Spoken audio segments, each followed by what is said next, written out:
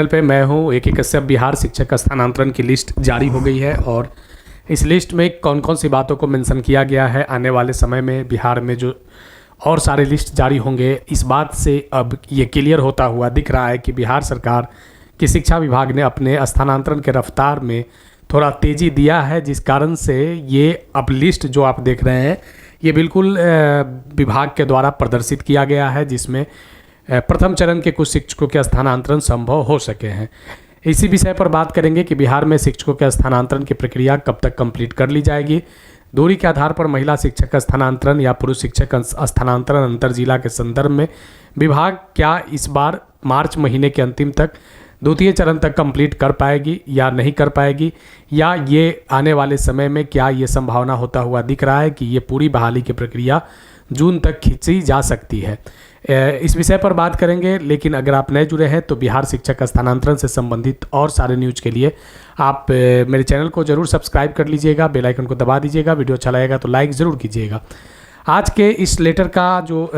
मुख्य रूप से जो बातें हैं, ये बातें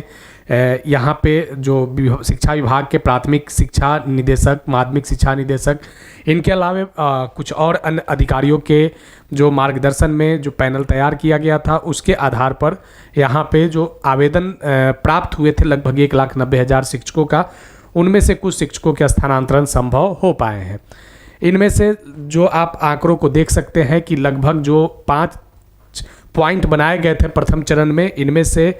5 पॉइंट में से पहला चरण जो कैंसर पीड़ित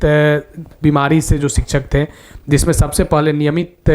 शिक्षक जो जिला संवर्ग के शिक्षक कहलाए थे, या उनके बाद दूसरे में बीपीएससी फेज़ 1-2 के शिक्षक थे, और तीसरे में जो विशिष्ट शिक्षक थे, तो इन लोगों का जो आंकड़ा आया है, जिसमें 47 नियमित शिक्षक, 260 विद्यालय अध्यापक और 452 नियोजित शिक्षकों के अभ्यावेदन प्राप्त हुए थे।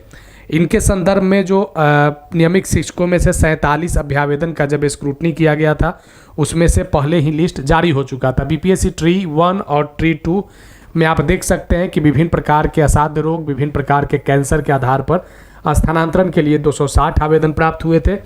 विभाग इसके स्क्रूटनी कंप्लीट कर दिया है और विभाग इसके स्क्रूटनी कंप्लीट करके पूर्णतः इस प्रथम चरण के पहले पॉइंट पे जो कैंसर पीड़ित मरीजों के लिए जो स्थानांतरण की नीति लाया गया था, इसको मुहर लग गई है विभाग का। अब जो बातें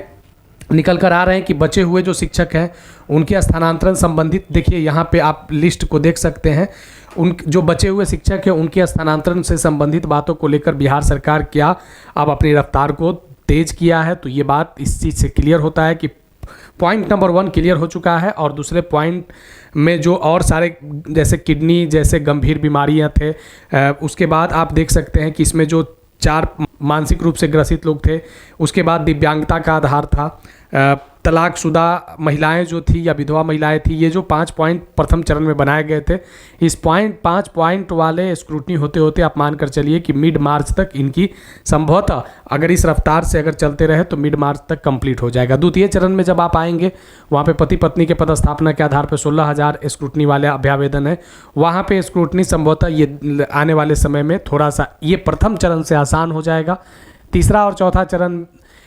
प्रथम चरण और दूसरे चरण से वो स्क्रूटनी उसका और आसान हो जाएगा, वहाँ पे थोड़ा सा ज़्यादा इजी प्रोसेस रहेगा, ताकि क्योंकि वहाँ पे बस एक ही पॉइंट को देखना है, डिस्टेंस के आधार पे, दूरी के आधार पे।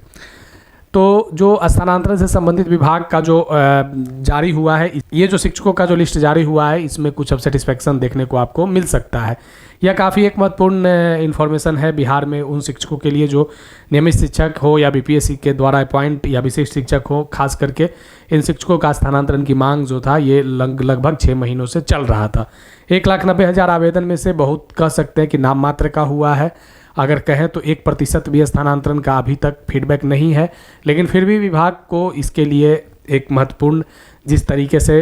यहाँ पे स्थानांतरण की प्रक्रिया को थोड़ा तेज किया गया है, ये आने वाले समय में विभाग आश्वस्त कर सकता है लोगों के स्थानांतरण को लेकर। तो चलिए फिर आगे मिलेंगे नेक्स्ट वीडियो, नेक्स्ट टॉपिक में। अगर वीडियो अच्छा लगा है तो ज़रूर लाइक करके शेयर कर दीजिएगा, सुझाव कमेंट में लिखिएगा, और नए जुड़े हैं तो चैनल को सब्सक्राइब करके बेल आइकन को जरूर दबाइएगा, क्योंकि स्थानांतरण की मांग को हम हमेशा अपने इस चैनल पे सरकार के सामने उठाते रहे हैं। आगे मिलेंगे नेक्स्ट वीडियो, नेक्स्ट टॉपिक में। धन्यवाद।